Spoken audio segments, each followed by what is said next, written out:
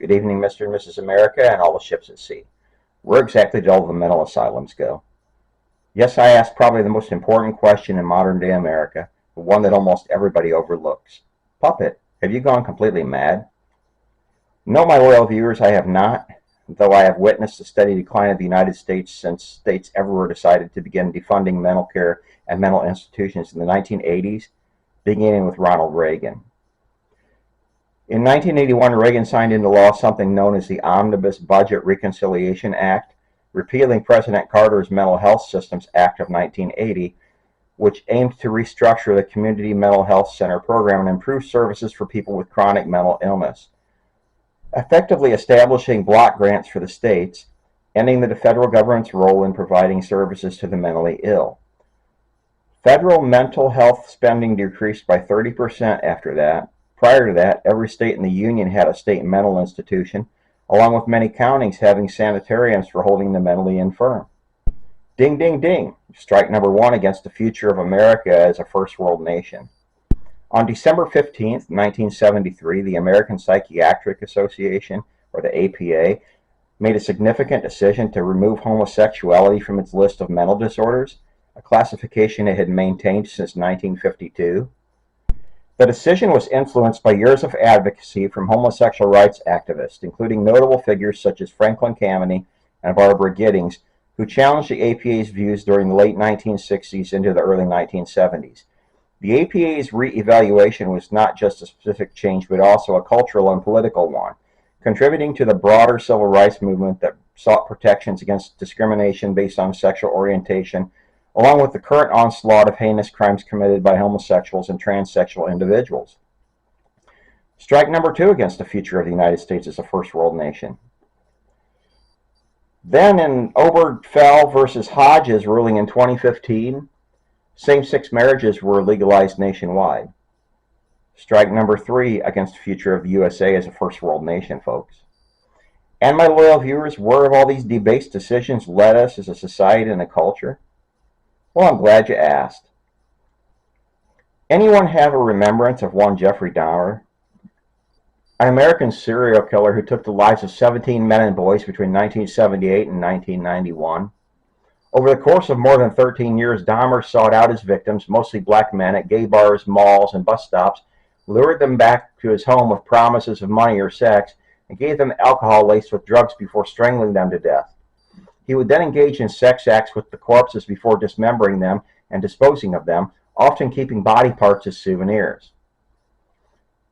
He frequently took photos of his victims at various stages of the murder process so he could recollect each act afterward and relive the experience. Dahmer was captured in 1991 and sentenced to 16 life terms.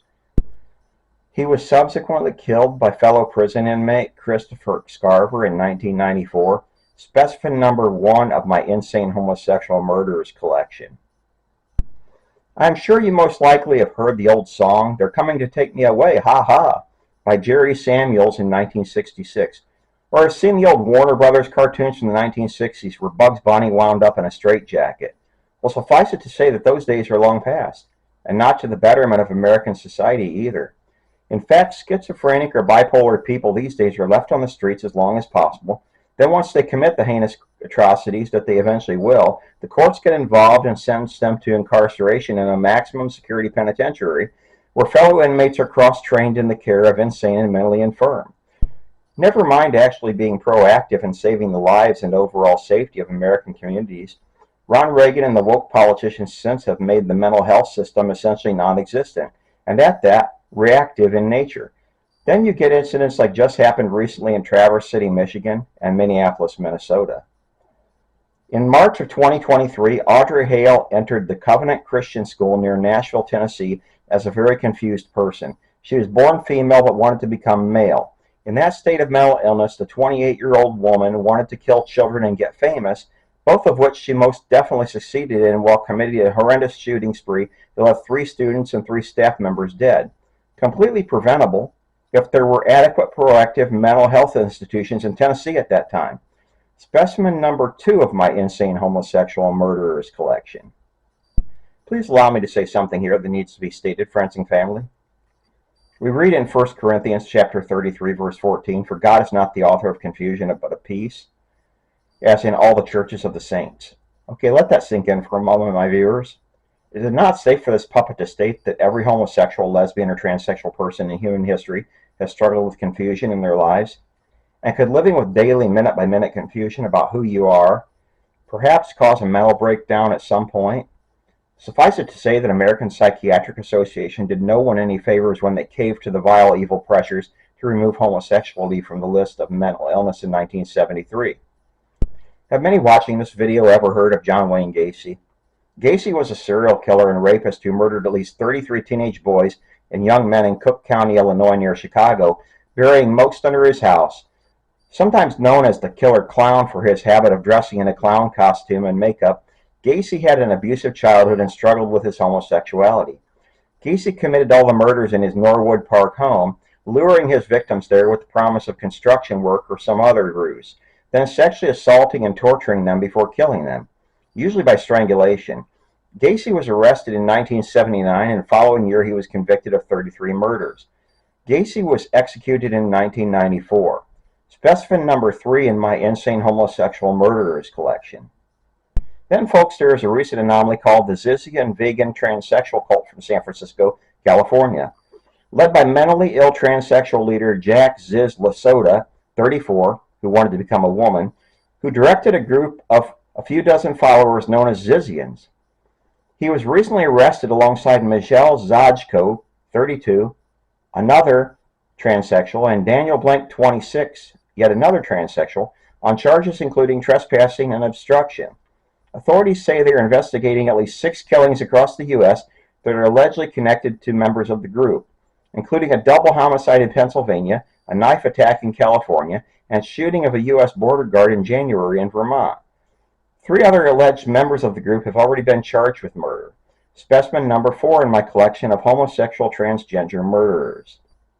Next up, friends and colleagues, Fletcher Merkel, age 8, and a 10-year-old fellow student, Harper Moisky, were killed where they sat in pews during a back-to-school mass when 23-year-old Robin Westman opened fire through the stained glass windows of Annunciation Church and Catholic School in Minneapolis, Minnesota on Wednesday of this past week.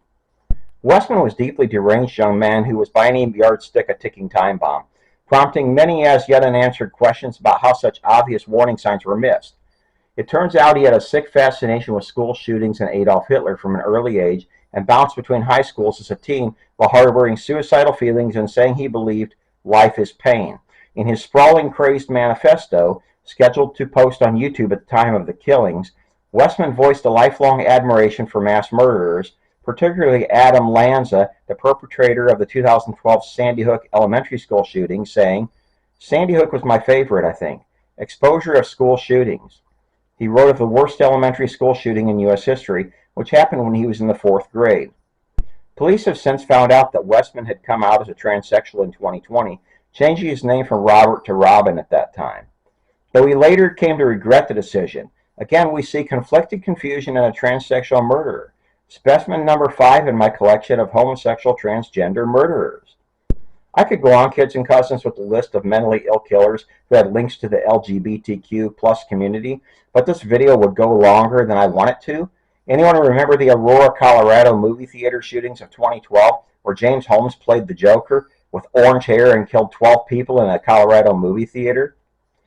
Folks, it is past time to recertify homosexuality as a mental disorder, cut the woke garbage, and rebuild mental asylums in every state, if not counties across the land, if we want a decent place for our grandchildren to live in, that is. Good night, my loyal viewers, and sleep well.